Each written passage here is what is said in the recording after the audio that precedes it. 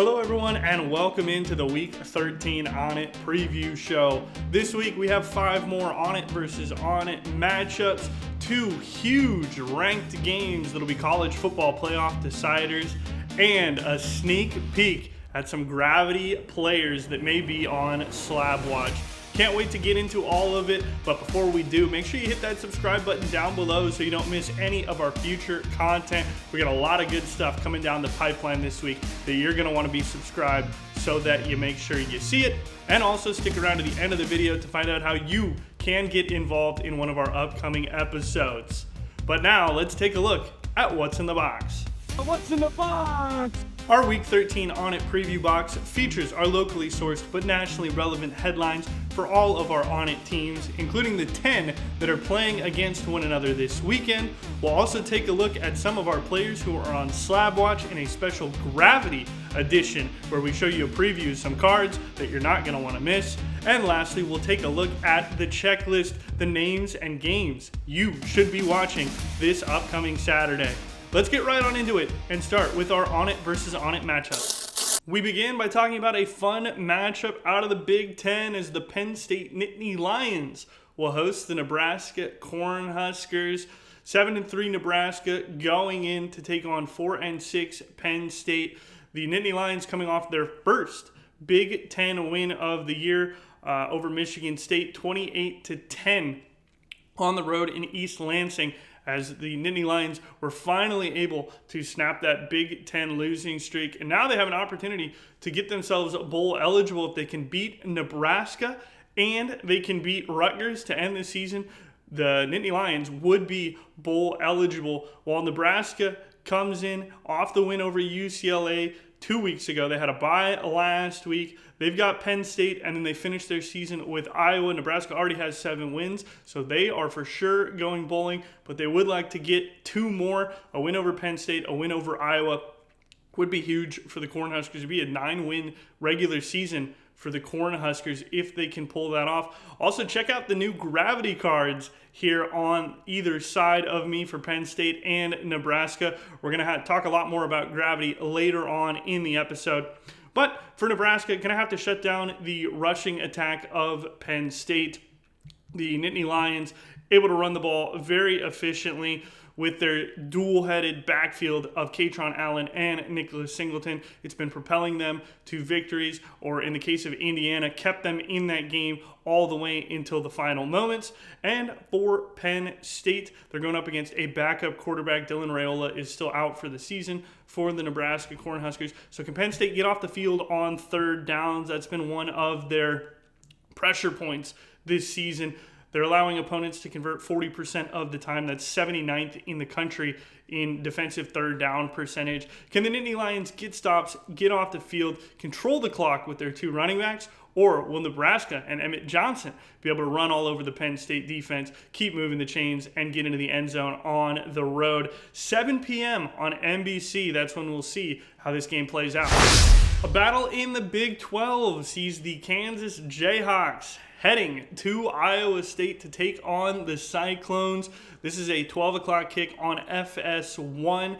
Should be a good contest here. 5-5 Jayhawks going to play the 6-4 Cyclones. Iowa State coming off a bye after they beat TCU 2 weeks ago, 20-17. That was a big win for Iowa State as it got them bowl eligible. Kansas is looking to win this game to get bowl eligible if they can get a victory on the road. Jalen Daniels has played really well for Kansas so far this season. On the year, he's thrown for 2,190 yards, 21 touchdowns, and just 3 interceptions, while completing 65% of his passes. He played decently for Kansas in the loss on November 8th against Arizona, as both of these teams are coming off of byes. Kansas lost 24-20 in that game. It was a last-minute drive for the Wildcats that sealed the fate of the Jayhawks.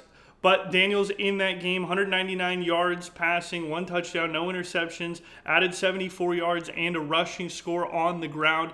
The dual threat capabilities that he provides will be a big deal for Kansas. He's got to get it going both on the ground and through the air to try to move the ball for the Jayhawks. And for Iowa State, Rocco Becht trying to protect the football in this game. That's part of the reason why they were able to knock off TCU. Beck only threw for 111 yards. Did have a touchdown, but had 2 interceptions. When we saw the loss against BYU, he threw 3 interceptions. So protecting the ball for Beck has been one of the key points so far this season. He's got 12 touchdowns compared to 9 interceptions. So making sure that he doesn't turn it over and giving Iowa State the opportunity to lead some drives with guys in the backfield like Abu Sama II will be a big factor for Iowa State. Should be a fun one there in Ames. Again, 12 o'clock Eastern time, kickoff on FS1. We've got SEC action in the Swamp as the number 20 Tennessee Volunteers head down to Gainesville to take on the Florida Gators.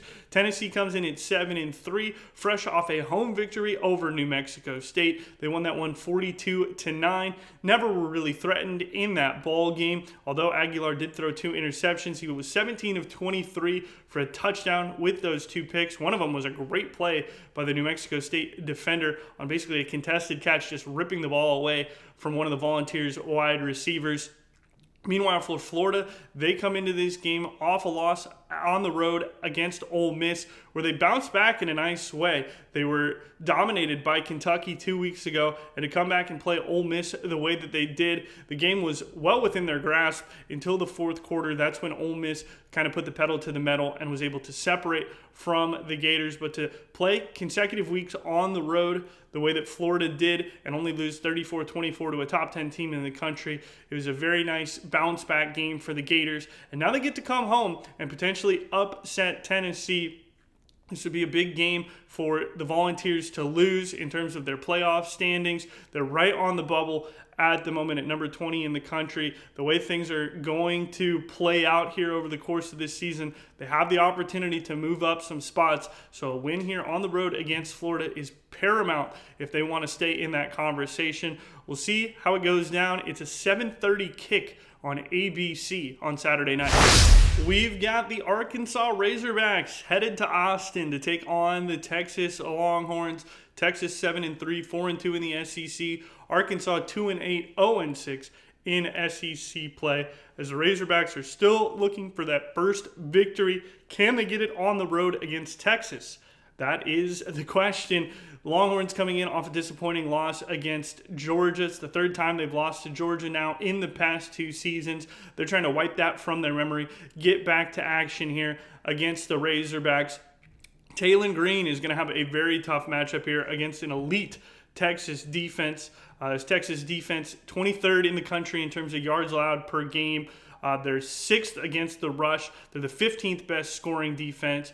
But they are vulnerable through the air. That's where they've been hit the most. They give up 235 passing yards per game. That's 92nd in the country. So if Green can spin the rock to his wide receivers or maybe hit some guys out of the backfield when Texas brings some of those exotic pressures that they like to do, then Green can have himself a nice game here. Arkansas looking for their first win. It's been a very disappointing season in the SEC. They have not been able to get over the hump against conference opponents. In fact, they have lost 6 games this season by 1 possession or less. It's been crazy for Arkansas this year where they just have not managed to win these 1-score ball games. This game projecting as a Texas win at the moment, but you never know what can happen. That's why they play the game. Want to touch on Anthony Hill Jr. as well. He is an absolute monster. Had an interception against Georgia in Texas's loss in Athens, but this is a guy who makes plays all over the field, and we saw what Harold Perkins Jr. from LSU was able to do when it came to confusing Taylon Green, getting an interception, getting a sack. We'll see if Anthony Hill Jr. is able to kind of put up the same stat line this weekend that Perkins Jr. put up just a week ago. It's a 3:30 kick on ABC from Austin.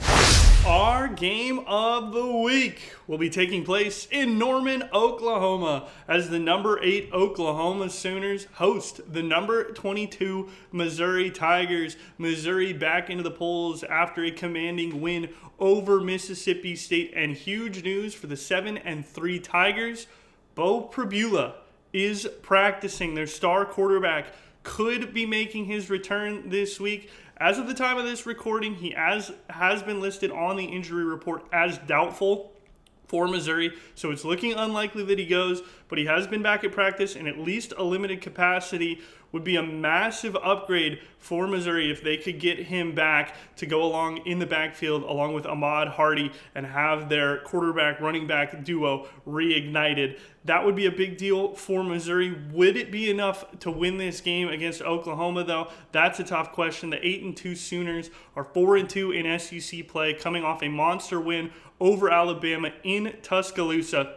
That was a huge game for Oklahoma's playoff hopes, and now they get this Missouri team who just ran all over Mississippi State, but Oklahoma has one of the best defenses in the country. When you look at the Oklahoma defense, rushing-wise, they're 4th in the nation. They only give up 82.2 yards per game. Ahmad Hardy just went for 300 yards on the ground on 25 carries, scored 3 touchdowns. Is he going to have those type of running lanes against this Oklahoma defense led by a guy like R. Mason Thomas? It seems unlikely.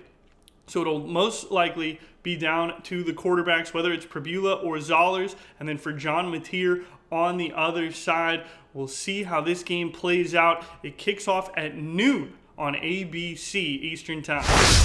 Now we'll look at the rest of our ONIT teams in action this week, beginning with number 1 Ohio State, taking on Rutgers in Columbus.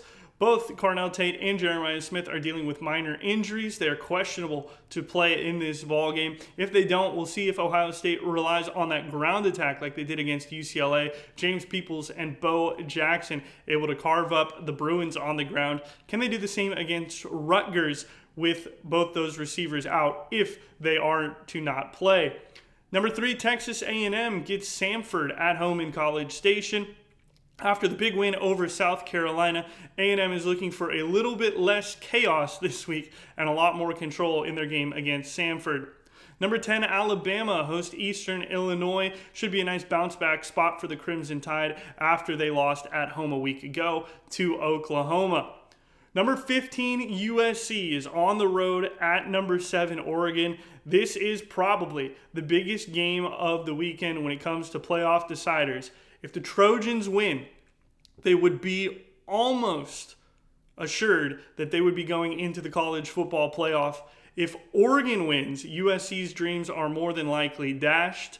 And if USC wins, Oregon might still have a chance to get into the college football playoff. It's also a big game in terms of who might make the Big Ten championship, as Ohio State and Indiana both remain undefeated. But if they slip up, one of these two teams could slide through the open door. That'll be a great game to watch. Number 18, Michigan goes on the road to take on Maryland. The college football playoff hopes are alive for Michigan, and in the same vein as USC, their Big Ten Conference championship hopes still remain in the balance based on what happens in front of them. If USC is to lose, if Ohio State is to lose, or if Michigan can beat Ohio State the last week of the season, as they have so many times before.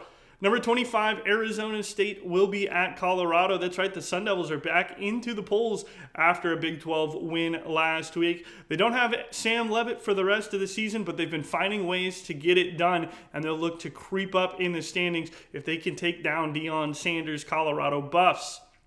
Boise State is at home against Colorado State. The Broncos coming off a loss on the road where they only put up 7 points. Can the offense bounce back for Boise State and get a win against Colorado State? Their Mountain West championship hopes depend on it. Florida State is at North Carolina State. This is a Friday night contest, so make sure you're tuning in tomorrow night if you want to watch Florida State. They'll be on the road against North Carolina State, a team that has played Georgia Tech and some of these ACC top competitors really tough this year. Florida State coming off a nice win. Can they parlay that into a second win and start a little winning streak here at the end of the season? Kansas State is on the road at number 12, Utah. The Utes have been a formidable opponent this season. Kansas State is going to need their best from Jace Brown, Avery Johnson, and the rest of the team. Austin Romaine, their leading tackler, out for the season. He underwent season-ending surgery a couple weeks ago. They did not have him last week in the win over Oklahoma State, and we'll see how big of an impact that makes in this game against one of the best teams in the country. LSU stays at home. They'll play Western Kentucky. LSU getting to bowl eligible with their win last week over Arkansas, looking to stack another win here this weekend as they remain home at Tiger Stadium for a 7:45 kick against Western Kentucky. Oklahoma State is on the road at UCF, two teams where the Big 12 season has not gone the way that they would have expected, but an opportunity to still pick up some wins together. Oklahoma State is looking for their first win under their interim head coach. Then South Carolina has a battle of the Carolinas as they will play Coastal Carolina. That game at home in Columbia for the Gamecocks. Another brutal loss for South Carolina, but Lenora Sellers really showed why he is that NFL talent that people have spoke so highly of. Had it all on display with the rushing game, the deep ball, the nice layered throws into the middle of the field for South Carolina, even in that loss against Texas A&M. We'll see what type of performance him and Nick Harbor can string together against Coastal. And lastly, Washington will be in Los Angeles. They take on the UCLA Bruins. Washington bouncing back, a loss against Wisconsin knocked them out of the top 25, but a win last week against Purdue and maybe a win this week against UCLA could see the Dogs sneak back into those college football playoff rankings. Those are all our On It teams in action this week. Let's take a look at our special edition of Slab Watch, Gravity Edition.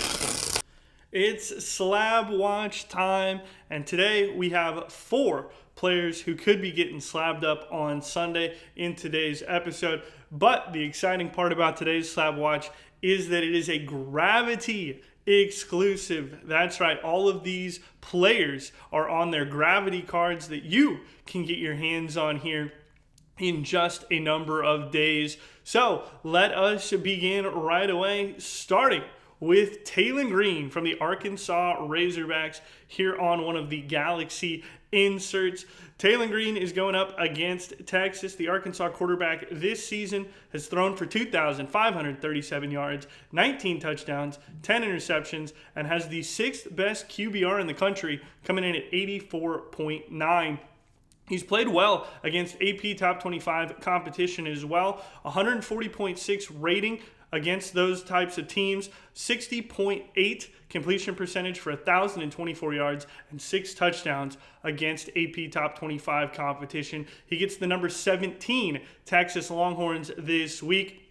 And if he can play well against this vaunted Longhorns defense where they are susceptible through the air, Taylon Green might end up being slabbed up on Sunday. Let's move into the backfield with Katron Allen for Penn State on the Galaxy Signature Series.